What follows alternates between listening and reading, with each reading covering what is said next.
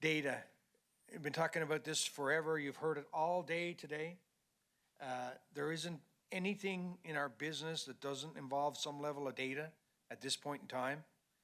I did start in this wonderful industry almost 30 years ago to the day. And when I started, we were paper, pen, and a ruler. So we've come a long way in 30 years. But right now, data is king and queen, and it is provides for a tremendous opportunity for us moving forward and how we can potentially use it. IATA itself is sitting on something that we've been building for quite some time, but with vigor, I would say, over the course of the last maybe 3-4 years.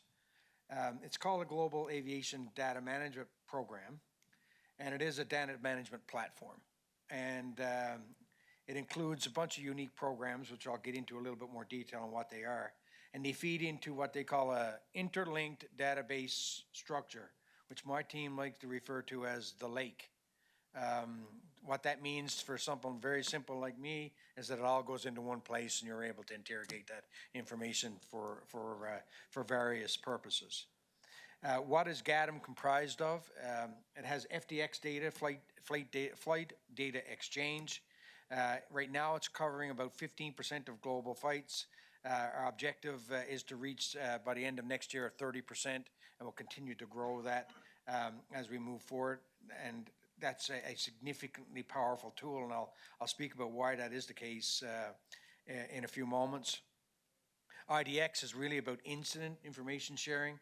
So whether that's ground incidents, in-flight incidents, unruly passengers, maintenance incidents, engineering incidents, etc. Security also falls into this category. Right now we have 220 airlines participating in the program and over 800 airports included. And the last is an accident database, ADX, and that is publicly available data, which we put into this program. We are also looking to enhance this in 2024. We will add maintenance cost data, and we will add cyber data into this platform. It is powerful. So FDX captures hundreds of data points in seconds. Basically, from the time the aircraft starts to the time the aircraft parks, it's constantly sending information. All that information is being tabulated and accumulated in a database. Right now, at the moment, that database is 15 million flights with over 7,500 aircraft. So it's, like I said, capturing hundreds of parameters every second. So because we've been sitting on all this data and we've been providing ample information to our members through the use of dashboards, but we can do more. So into 2024, we plan to work on 4 different scenarios. The scenarios are endless. Is actually, I think the list is surpassed 50. And this is from our members, but also from manufacturers asking for certain types of data that would be available. So we chose to focus on 4 of them this year and see what it tells us. So we'll do an insight on safety, a little bit more granular. We'll do one on fuel, we'll do one on emissions, and we'll do one on performance. And what are they? So in terms of safety insight, it's really about getting a little bit more granular in terms of what's going on in the safety domain. Airlines can use this if they're flying or considering flying into a destination that they currently do not fly and would not have that information available to them. Governments want this because in case of any government agency, they will have information from their own carriers, but they won't have information from the other carriers.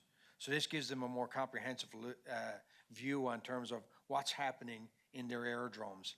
And then finally, the aircraft manufacturer can benefit because they can see how their aircraft are being flown and operated. So that's the emergency safety risk insight tool. Oh, and that little red, this is illustration, but that's GNSS interference. And this is where we're seeing it. If you look at closely in on the map, I don't think it would be much of a surprise to anyone where most of that is taking place. In terms of measure fuel efficiency, so fuel, as you've heard, I think multiple times today, it's a significant factor in cost, 30%, range of 25 to 30%. It's always the second highest to first or second highest cost in our business. We initiated a fuel efficiency program back in 2005. That was all kinds of things like single engine taxis, engine washes, weight programs for aircraft, digitalizing manuals to reduce weight on aircraft, etc. That had a benefit, but it only goes so far. We have the ability with the FDX data in particular to be able to start calculating fuel burn in a much more granular nature, fuel consumption as well. This will be able to give the airlines an ability to sort of look at their performance, their burn versus others, and then trigger whether or not there's an opportunity to, and same for us, if we're analyzing this data and you're looking at 10 different airlines all flying from Heathrow to New York, and all 10 have a different burn profile. What does that mean? Does that mean, why is there such a variation? And we can start to begin to understand that and potentially put programs in place to be able to allow airlines to reduce their fuel burn. So that has humongous potential for our members. Emissions. Why would this be important? We're using formulas now and models. They're not based on real-time accurate data. With the FDX program, we have the ability to be able to really calculate aircraft emissions at an ongoing basis anytime in flight. So that's critically important as we move towards net zero by 2030 and actually have a version of truth that actually is the truth. And the fourth one is around predicting airplane performance, and it's more around block time and network management.